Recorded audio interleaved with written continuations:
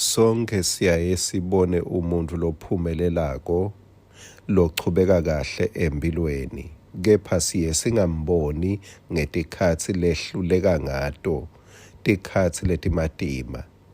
Buhle bempilo akusiko nje kubonakala uphumelela ngalokugcamile, kepha kuthi wonke umuntu lophumelelako kukhona lapho ake ehluleke khona. Wonke umuntu lombona ahamba kukhona lapho ake awa khona.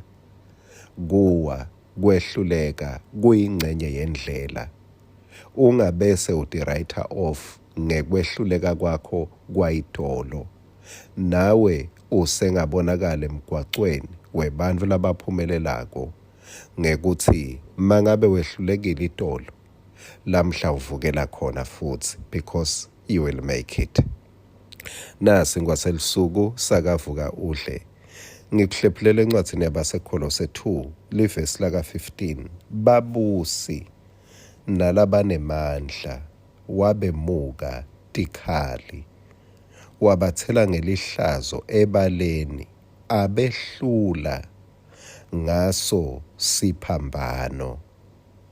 Siphila emhlabeni kunetintfo letinemandla, kepha iBhayibheli lisinika sibindzi nelithemba. Jesu labo babusi lababenemandla, say past tense, wabemuka tikhali, wabathela ngelihlazo ebaleni, abehlula. Ngikhumbula lenye indzaba ngalenye indvodza. Kuthiwa ihamba iphethe umsila welibhubesi, ivakashela umngani wayo. Mayifika kulomngani imkhombisa lo msila welibhubesi, wethuka lo mngani wakhe uthi, "Hawu, ube nemandla wakhona kususa umsila welibhubesi. Yini ungakasusi lenhloko yalo kuze utowuphepha ngoba sewusifake engotini?" Wathi lona, "Ngulokuthi lenhloko yelibhubesi bese isusiwe, kwase kuba lula ukuthi ngijube lo msila wayo." Ngelanga Davide ancoba Goliath, wamshaya ngelitshe wase umjuba inhloko. Mawufunza lekuSamuel wekucala sahluko 17, mawufunza kubo verse 51, liBhayibheli lisitshela ukuthi emaFilisti abese ayabaleka baka-Israyeli, emadvodza ka-Israyeli newakaJuda asonzela amemeta asaqosha emaFilisti aze ayawungena eGathi. Alisasho ukuthi balwa nabo, kepha lithi babacosha. Leni ngoba inhloko yemFilisti lomGoliath bese isusiwe.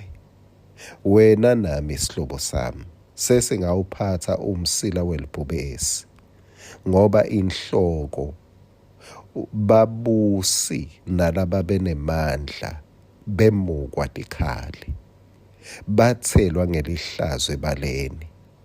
Wena nami siyancoba hayi ngoba sijuba inhloko yaGoliath, kepha ngoba Jesu sewayishaya inhloko yalo benemandla kufa, sewayichoboza ikhanda lenyoka. Genesis 2:15, Genesis 3:15. Leso siprofetho sesafezeka ngoba inhloko yesitha seyashaywa.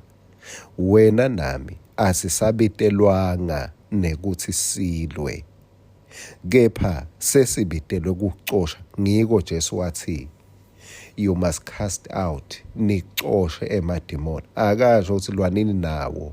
Yini athi Jesu wacosheni? Ngilokuthi inhloko sewuyishayile. Wena nami sesihlabela ngemandla, asezami kuncoba, kepha sihlabela ngoba Jesu sewancoba. Amen.